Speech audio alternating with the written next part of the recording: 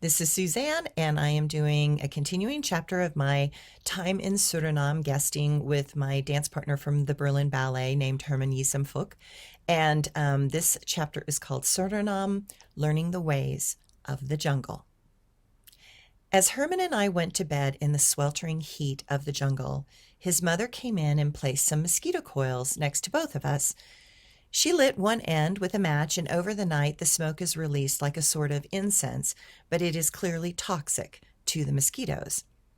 The next morning, I wake up because the jungle has become alive with the calls of birds and monkeys chattering away in their bid to welcome in the new day. As I sit up, I look down at the mosquito coils that are now nothing but ash, and I see hundreds of dead mosquitoes all over the floor, my sheet, and my pillow. Quickly, I check my body, and while there might be one or two new bites, it seems the coils worked great, though I wonder how toxic such a thing might be to breathe all night. I get up to go to the bathroom, and I'm about to go to the door of the bathroom, which is currently closed, when his mother has jumped out of bed and is running towards me with a long stick with a hook at the top. She is talking quickly and loudly. She is clearly trying to trying to tell me something important while waving the stick at me.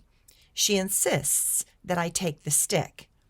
Clearly confused, I take it when I see Herman's head pop around the corner of our makeshift bedroom, and he says, "My mother is trying to tell you that there is a python in the bathroom. The bathroom is open to the air at the top, and the snake comes in because the tile is cool, and it usually sleeps in the bathroom. You have to take the hooked part and lift its head up to the opening to coax it out of the bathroom." He takes one look at my shocked face and says, "Do you want me to do it?" And I say, still stunned, "Yes, please." Herman then tells his mom that he will do it, and satisfied with Herman's answer, she goes to get dressed. I hear Herman rustling to get dressed. Then, with shorts on and no shirt, he comes around the corner, barefoot, and looking perfectly at home, like he does this sort of python wrangling every day. He walks down the hall to me, takes the stick, and without hesitation walks into the bathroom as I peek cautiously around the corner to see what might be lurking inside. Sure enough, on the damp tile where the shower is, there is a huge green python. Its skin shimmers in the dampness, and it stirs as Herman walks in. Gently, with no fear, Herman uses the hooked end to lift the head up, and the snake lazily glides its head up towards the opening at the top of the bathroom wall that is open to the air and on the outside wall. The snake gets its head out of the opening, and then, with a series of coiled motions, works the rest of its body up and out the opening, ready for its next excursions into the jungle that is its home. I am stunned. Herman then calmly turns towards me, still carrying the stick, looking like Tarzan from the old movies, and says, "Oh, and there is no hot water here because it is so hot there's no need for hot water. Mostly you'll be trying to cool off as we are at the equator. Remember to drink way more water than you are used to. Heat stroke is a real thing here, and if you are not used to this climate, it can be deadly." Then he walks back to the living room. As I am now in the bathroom alone, I close the door and say to myself, "Toto, I don't believe we are in Kansas anymore." I go to pee, but I can't keep my eyes off the opening where the python slithered out. While it was not a giant python, as I know they can become 20 feet long, it was still a good 9 feet long and something I had never seen outside a zoo. I get dressed, and we take the sheets off the sofas while his mother is cleaning up the dead mosquitoes on the floor. Breakfast is coffee with fresh coconut milk right off the tree. It made the coffee taste delicious and exotic.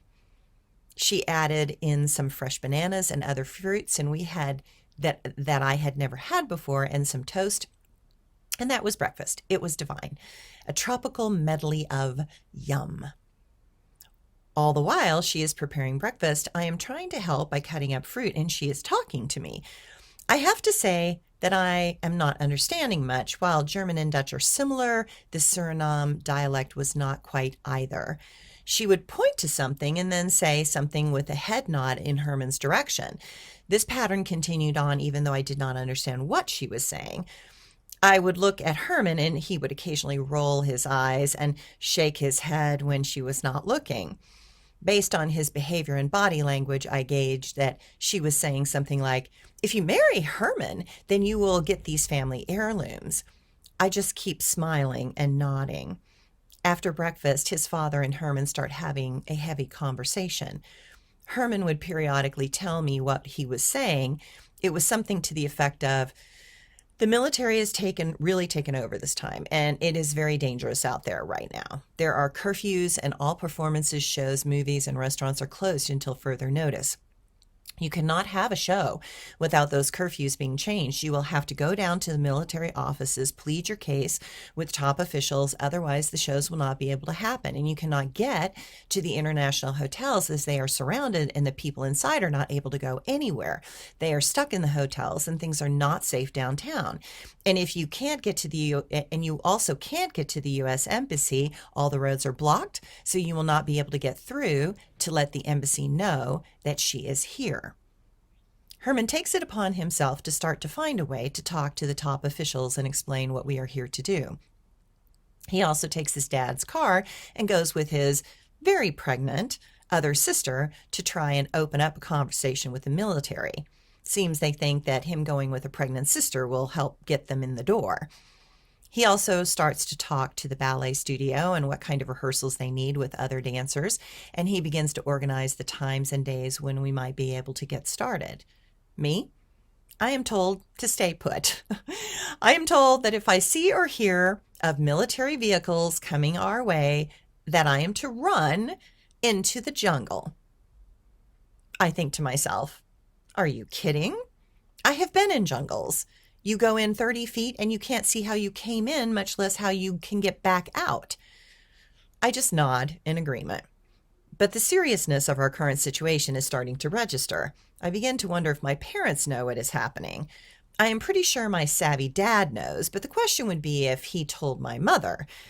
I asked if there was a way that I could get a message or a phone call out to them, but that was clearly impossible. The military had cut all phone lines going out of the country.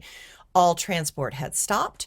All trains, cars, trucks, and planes were not moving. Initially, the National Military Council, or the NMR over there, imposed a tight curfew that lasted from 10 p.m. to 5 a.m. each day. I discovered that in Suriname that the performances happened when everything got dark because they could not make the theater completely dark because there were, again, no real windows, as in such heat. One has to have those large Venetian blinds made out of wood so a breeze could move through.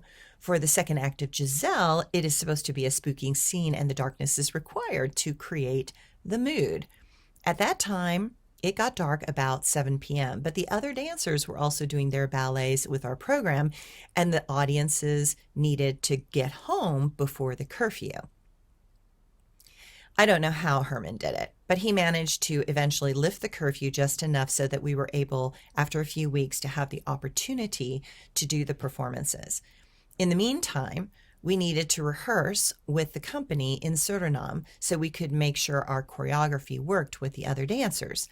We started rehearsing, and that is when I learned about how life moves in Suriname time. What is Suriname time, you ask? I was to discover that it is not uncommon for the people of Suriname to have a more relaxed attitude towards time and punctuality compared to other countries. Coming from Germany and the ballet world in general, punctuality is essential and expected, but in Suriname, things tended to go more slowly because the heat of the day stops all things until it cools off. That means from 11 a.m. to 3 p.m., not much happens. They have sort of a siesta cycle, similar to what the Italians do. We were supposed to start a rehearsal at 3 p.m., but that did not happen. 4 p.m. comes around and still no dancers. Finally, around 4:30, people start to show up. To them, They just do not get going until it begins to cool off. Their body is regulated that way. In February, while it is the dry season, the humidity is still way high. Then when you add 90 plus degrees to that, it becomes sweltering. And 90 degrees feels like over 100 degrees with that level of humidity. Oh, and there is no air conditioning. I wanted to be ready, and so I was warmed up and raring to go at 3 p.m. I tried to stay warm for that extra time, and Herman and I rehearsed without them. Once they arrived, I was too hot, sweaty, and sweating profusely and started to feel lightheaded. We managed to do the rehearsals, but as the rehearsal went on, I realized that the humidity, my pointe shoes were turning into mush. The sweat from my feet was so much that the shoes were falling apart. The layers of pressed paper and glue were peeling off. I began to worry if I'd brought enough shoes for the performances. Now, I needed to find a store that carried shellac. Dancers use this to harden the toe after the shoes have softened by wearing. But even as I think about it, I'm wondering if in this sweltering humidity, if the shellac would even dry in time. We finished the rehearsal and we managed to get the shellac for my shoes. By the time we get back to Herman's parents' house, I just don't feel good. I feel sort of woozy, and I was beginning to get confused. It was just so hot.